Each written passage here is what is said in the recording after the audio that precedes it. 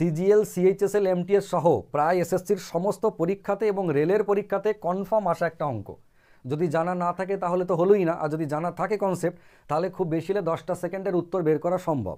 দেখুন কিভাবে করব, বলে দেওয়া আছে এবি আর সিডি সমান্তরাল, মানে এই এবি আর এই সিডি এরা হচ্ছে সমান্তরাল, মাঝখানে একটা ছেদক ছেদ করেছে আমরা বুঝতে পারছি, এবং এখানে অনুরূপ কোণ, একান্তর কোণ, বিপ্রতীপ কোণ, বিভিন্ন কোণ তৈরি হয়েছে।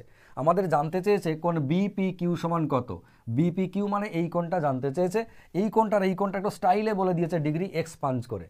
আমরা কি দেখব, যদি এই কোণটার মান বার করতে হয়, যদি আমরা এই কোণটা অথবা এই কোণটার মান পেয়ে যাই তাহলে 180 থেকে বাদ দিয়ে আমরা মানটা পেয়ে যাব, তাহলে এটাই হবে আমাদের টার্গেট। যদি এই কোণটার মান পেতাম তাহলে বিপ্রতীপ কোণ হিসেবে এইটার মান বসিয়ে দিতাম, একই ব্যাপার হতো, কেমন? তো এটার থেকে ভালো এই দুটো কোণের মধ্যে আমরা একটা কোণ বার করব। এবার খেয়াল করে দেখুন, এই কোণটার এই কোণটা হচ্ছে অনুরূপ কোণ। অনুরূপ কোণ হিসেবে এই দুজন কিন্তু সমান, তার মানে 3x - 20 এটা সমানই কিন্তু 2x + 10, এটা সমানই 2x + 10। যদি আমরা এটা মাইনাস করি তাহলে x সমান কত হবে, এটা ওপাশে নিয়ে গেলে x সমান হচ্ছে 30 ডিগ্রি। যেই x এর মানটা 30 ডিগ্রি পেলাম, এই 90 - 20 তার মানে এই জায়গাটা হচ্ছে 70 ডিগ্রি। এই কোণটা কত, এ হচ্ছে 70 ডিগ্রি। ওকে, যখনই 70 ডিগ্রি পেয়ে গেলাম তখন এই কোণটা 180 থেকে বাদ দিয়ে 110 ডিগ্রি করে দিলাম। আমার উত্তর অপশন ডি। এটা যেমন একটা রাস্তা রয়েছে, তেমন আরও একটা রাস্তা এবং কনসেপ্ট রয়েছে, এটা আপনাদের জানা দরকার। কোনটা? ধরুন x এর মানটা 30 পেলাম, এই কোণটার মান কত তাহলে? 30 × 2 মানে হচ্ছে 60, 60 আর 10 70 হয়ে গেল এইটা। তো এইটা যেহেতু 70 হলো, এইটা তাহলে কত?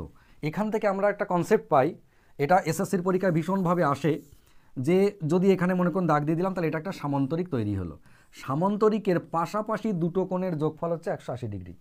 এই দুটো মিলে 180, এর সাথে একে যদি জুড়ে দিই তাও 180, যদি এর সাথে একে নিই 180, আবার এর সাথে একে জুড়ি তাও 180। তো তাই যদি হয়, ভালো করে ভেবে দেখুন, এই কোণটা আমরা 70 ডিগ্রি পেলাম, তাহলে একে যদি সঙ্গে নিই তাহলে 180 দুজন মিলে হবে, এ 70 হয়ে গেল, তাহলে এ 110ই পড়ে রইল। মানে আমরা যে কোনো অ্যাঙ্গেল থেকেই কিন্তু এটা উত্তর পেতে পারি। ক্লিয়ার হয়েছে? তাহলে ফাইনাল উত্তর কত? 110। কনসেপচুয়াল অঙ্ক কিভাবে আমরা করব দেখুন, পি কিউ আর আর এসকে সমান্তরাল বলে দিয়েছে, মানে পি কিউ আর এই আর এস এরা দুজন হচ্ছে সমান্তরাল। তাহলে এইটা একটা ছেদক, আবার এইটাও কিন্তু একটা ছেদক আমরা যদি দেখি, এবং এর ফলে অনুরূপ কোণ, একান্তর কোণ, বিপ্রতীপ কোণ, বিভিন্ন কোণ তৈরি হয়েছে।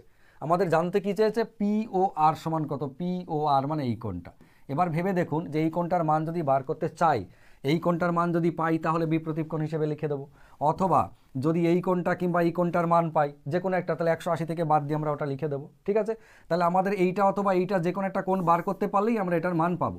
এবার আমরা কোন কনসেপ্ট কাজে লাগাবো, ভালো করে খেয়াল করুন। অনেকগুলো রাস্তা আছে, আমি একটা করে রাস্তা দেখাবো। দেখুন, এই 68 ডিগ্রি যে কোণটা আছে, এটা যদি আমরা টেনে দিই, এটা যদি সমান্তরাল সরলরেখা হয়, এটা যদি ছেদক হয়, তাহলে এই বাবা জীবনও কিন্তু 68 ডিগ্রি। কেন? কারণ এ হচ্ছে একান্তর কোণ। তো এ যদি 68 হয়, এ যদি, তাহলে 68 হয়ে যাবে। আবার এই ভদ্রলোক 52 হয়ে বসে আছে, তাহলে এই দুজনকে যদি যোগ করি, 68 আর 52 কত হচ্ছে 70, আর 50 হচ্ছে 120।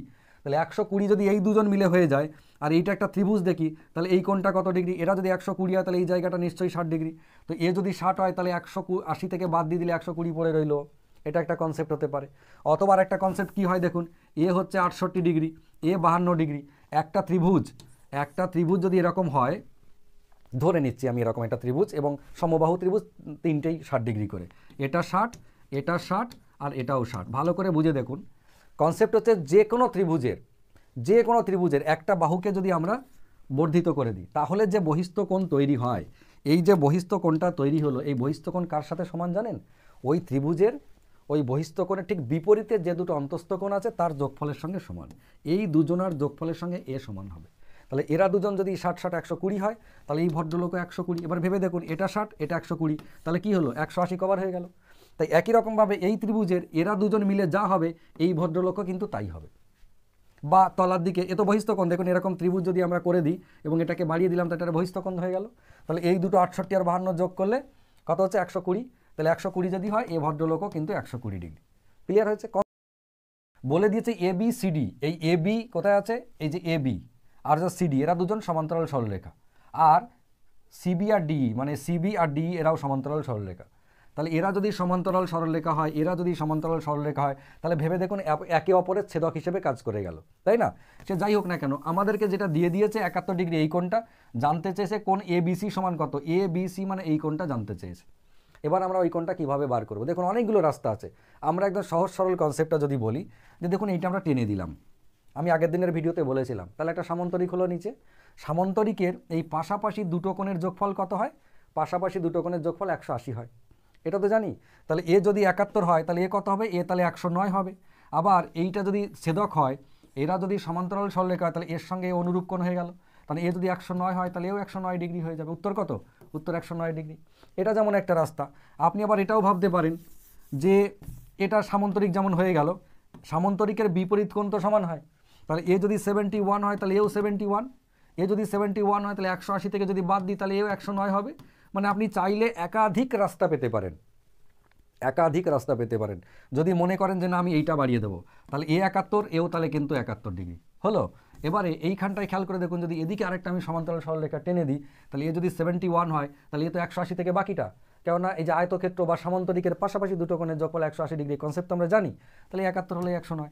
তাহলে কত রকম রাস্তা আছে দেখুন। আপনি যদি মনে করেন যে ভ্যারাইটিজ রাস্তা থেকে আমি অঙ্কটা করব তো করতে পারবেন, কোনো অসুবিধার কিছু নাই। ক্লিয়ার? যদি মনে করেন যে এটা আমি কয়েক সেকেন্ডের মধ্যে করে ফেলবো, তাহলে কিন্তু আপনাকে কয়েকটা কনসেপ্ট জানতে হবে। আর যদি কনসেপ্ট জানা না থাকে তাহলে কিন্তু দিন শেষ হয়ে যাবে, অঙ্কের উত্তর হবে না। কিভাবে করব দেখুন, বলে দেওয়া আছে এ বি সি ডি এবং ইএফ তিনটেই সমান্তরাল সরলরেখা, A B C D EF তিনটেই সমান্তরাল সরলরেখা, এবং তাহলে এইটা একটা ছেদক। আবার যদি এটাকে বলি এটাও কিন্তু একটা ছেদক, দুটোই ছেদক হিসেবে কাজ করছে। বেশ, এক্সের মানটা জানতে চেয়েছে, মানে এই ভদ্রলোকের মান জানতে চেয়েছে। এবার আমরা করব কিভাবে, অনেক রাস্তা আছে, তার মধ্যে আমরা দুই একটা রাস্তা আলোচনা করব। যেমন ধরুন, যদি আমরা এই বাহুটাকে এরকমভাবে বাড়িয়ে দিই, যদি বাড়িয়ে দিই তাহলে কি দাঁড়ালো দেখুন, এই ভদ্রলোক 42 ডিগ্রি, এই ভদ্রলোক 55 ডিগ্রি, তাহলে দুজন মিলে কত, 50 আর 40 90, আর এর সাথে 97 ডিগ্রি। আমরা কনসেপ্ট কি শিখেছি, এটা যদি একটা ত্রিভুজ হয় এবং এই দুটো কোণ যদি 97 ডিগ্রি হয়, তাহলে তার যে বহিস্থ কোণ, একটা বাহুকে বাড়িয়ে দিলাম, এই যে বহিস্থ কোণ, তাহলে এ কত, এও কিন্তু 97। যদি এ 97 হয়, এইটা একটা ছেদক, এরা দুজন হচ্ছে সমান্তরাল সরলরেখা, তাহলে এ তো অনুরূপ কোণ এইটার সাথে এইটা, তাহলে এ যদি 97 হয় তাহলে এও 97 ডিগ্রি হবে অনুরূপ কোণ হিসেবে। কোথা থেকে পেলাম, এখান থেকে এখানে হয়ে ভায়া এখানে করে দিলাম। এটা যেমন একটা রাস্তা। আপনি যদি মনে করেন যে না আমি রাস্তা চেঞ্জ করে নেব, তাহলে ভাবুন আপনি এটাকে টেনে দিন এরকম।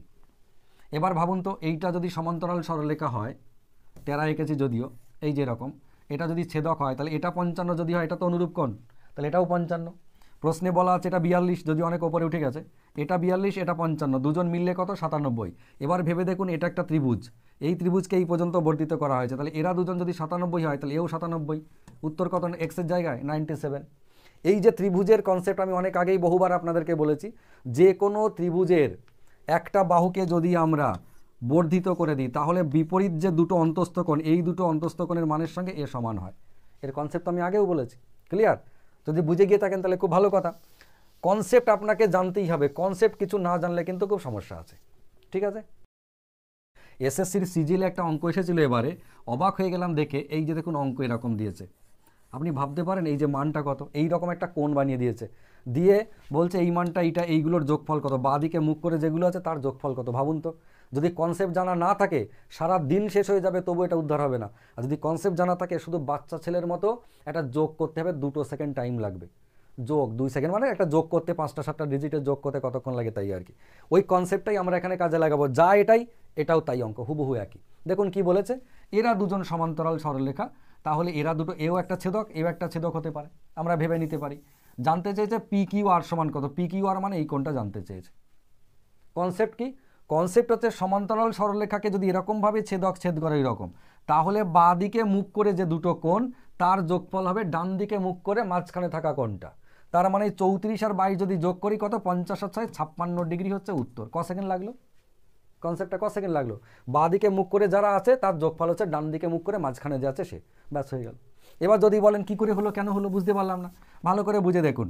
যদি আমরা এখান থেকে একটা সমান্তরাল সরলরেখা টানি, কেমন, যদি আমরা এখান থেকে একটা সমান্তরাল সরলরেখা টানি, যদিও টেরা হলো তবু ঠিক আছে, কোনো অসুবিধে নেই।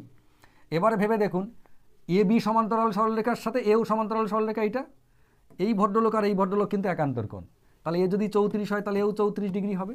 আবার এর সাথে তলারটা সমান্তরাল সরলরেখা, তাহলে এইটার সাথে এইটাও কিন্তু একান্তর কোণ।